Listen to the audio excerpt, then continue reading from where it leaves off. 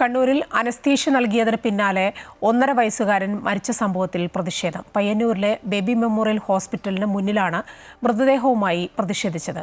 ചികിത്സാ പിഴവുമായി ബന്ധപ്പെട്ട പരാതിയിൽ 2 ഡോക്ടർമാരെ കൂടി പ്രതി ചേർക്കും.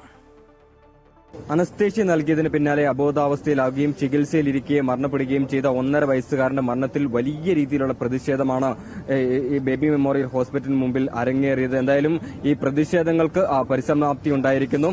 ചില നിർദ്ദേശങ്ങൾ അത് മാനേജ്മെന്റിന്റെ മുമ്പിൽ ഈ കുടുംബവും ഈ പ്രതിഷേധക്കാരും ഉയർത്തിയിരുന്നു. അതായത് ഇത്തരത്തിൽ ആരോപണ വിധേയരായ ആശുപത്രി ജീവനക്കാരെയും ഡോക്ടർമാരെ ഉൾപ്പെടെയുള്ള ആളുകളെ സംരക്ഷിക്കരുത് എന്നുള്ള നിർദ്ദേശമാണ് അവർ മുന്നോട്ട് വെച്ചത്. ഇത് മാനേജ്മെന്റ് അംഗീകരിക്കുന്ന രീതിയിലേക്ക് കാര്യങ്ങൾ നടന്നു. എന്തായാലും ജൂലൈ മാസം 5-ാം തീയതിയാണ് ഒരു മുറിവിന് പരിക്ക് പറ്റി കുട്ടിയെ ഈ ഹോസ്പിറ്റലിൽ പ്രവേശിപ്പിച്ച് അല്പസമയം കഴിഞ്ഞ് ഈ കുട്ടിക്ക് അനസ്തേഷ്യ നൽകുകയായിരുന്നു. അനസ്തേഷ്യ നൽകിയതിന് പിന്നാലെ ഈ കുട്ടി അബോധാവസ്ഥയിലേക്ക് നീങ്ങുകയും പിന്നീട് മസ്തിഷ്ക മരണം സംഭവിക്കുകയുമായിരുന്നു. 3-4 ദിവസം വെന്റിലേറ്റർ ചികിത്സ കഴിഞ്ഞതിന് ശേഷമാണ് ഈ മരണം സ്ഥിരീകരിക്കുന്നത്. ഈ അനസ്തേഷ്യ നൽകിയത് അത് ഒരു കൃത്യമായ കാരണങ്ങളില്ലാതെയാണ് എന്നാണ് കുടുംബം പ്രധാനമായും ആരോപിക്കുന്നത്. എന്തായാലും വലിയ രീതിയിലുള്ള വീഴ്ച വന്നിട്ടുണ്ട് എന്നുള്ള ആരോപണങ്ങൾ ഉൾപ്പെടെ ഇത്തരത്തിൽ കുടുംബം ഉയർത്തിക്കൊണ്ടുവരികയും ഇതുമായി ബന്ധപ്പെട്ട് പരാതി നൽകുകയും ചെയ്തു. എന്തായാലും ഈ സംഭവവുമായി ബന്ധപ്പെട്ട് പോലീസ് അന്വേഷണം ആരംഭിച്ചിട്ടുണ്ട്. കേസ് രജിസ്റ്റർ ചെയ്ത് അന്വേഷണം ആരംഭിച്ചിരുന്നു ആദ്യഘട്ടം മുതൽ. പിന്നീട് ഇപ്പോൾ കൂടുതൽ പേരെ പ്രതികളാക്കുമെന്നൊരു ഉറപ്പാണ് ലഭിച്ചിരിക്കുന്നത്. എന്തായാലും ഇന്ന് രാവിലെ കൂടിയാണ് ഈ കുട്ടി മരണപ്പെട്ടത്. അതിന് പിന്നാലെ ഇത്തരത്തിൽ ആശുപത്രിയിലേക്ക് പോസ്റ്റ്മോർട്ടം നടപടികൾക്ക് ശേഷം ആശുപത്രിയിലേക്ക് മൃതദേഹം എത്തിച്ചായിരുന്നു ഇവർ വലിയ രീതിയിലുള്ള പ്രതിഷേധമുയർത്തിയത്.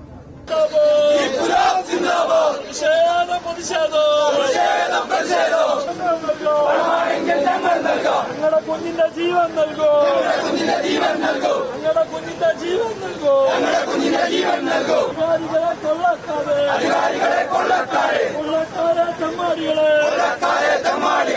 വലിയ പ്രതിഷേധമുയർന്ന സാഹചര്യത്തിൽ സമ്മർദ്ദങ്ങൾക്ക് വിധേയമായി മാനേജ്മെന്റ് ചില തീരുമാനങ്ങൾക്ക് വഴങ്ങേണ്ടി വന്നു എന്നാണ് മനസ്സിലാക്കാൻ സാധിക്കുന്നത്. എന്തായാലും ഇത്തരത്തിൽ ഈ ആരോപണ വിധേയരായ ആശുപത്രി ജീവനക്കാരെയും ഡോക്ടർമാരെയും സംരക്ഷിക്കില്ല എന്നൊരു ഉറപ്പാണ് നൽകിയിരിക്കുന്നത്. മാത്രമല്ല കുറ്റക്കാർക്കെതിരെ കർശന നടപടി സ്വീകരിക്കുമെന്ന ഉറപ്പ് പോലീസിൽ നിന്ന് ലഭിച്ചതായും ബന്ധുക്കൾ പറഞ്ഞു. തീരെ ആവശ്യമില്ലാത്തൊരു കാര്യത്തിന്റെ പേരിൽ നമ്മൾ ട്രീറ്റ്മെന്റിലേക്ക് പോയി.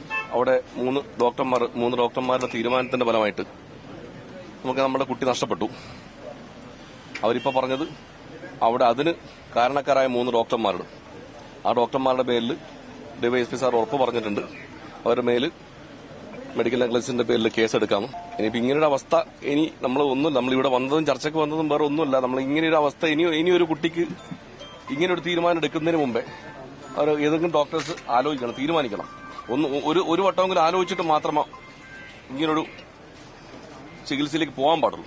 മരണപ്പെട്ട കുട്ടിയുടെ മൃതദേഹം സ്വദേശമായ എരമംകുറ്റിയൂരിലെത്തിച്ച് ഇന്ന് രാത്രിയോടുകൂടി മൃതസംസ്കാരം നടത്തുമെന്നാണ് ബന്ധുക്കൾ അറിയിച്ചിട്ടുള്ളത്. എന്തായാലും ശക്തമായ രീതിയിൽ ഇത്തരത്തിലുള്ള കാര്യങ്ങൾ പ്രതിരോധിക്കാൻ തന്നെയാണ് ഇത്തരത്തിൽ സന്നദ്ധ സേവന സംഘടനകളും അതുപോലെ തന്നെ വിവിധ രാഷ്ട്രീയ പാർട്ടികളും തയ്യാറെടുക്കുന്നത്. ഇത്തരത്തിലൊരു സംഭവം ഇനി ആവർത്തിക്കരുതെന്നൊരു കർശന നിർദ്ദേശം കൂടി ഇത്തരത്തിൽ ആശുപത്രി മാനേജ്മെന്റ് മുമ്പിൽ വെച്ചിട്ടുണ്ട്. ജോസഫ് അഗസ്റ്റിൻ, അമൃത ന്യൂസ്, കണ്ണൂർ.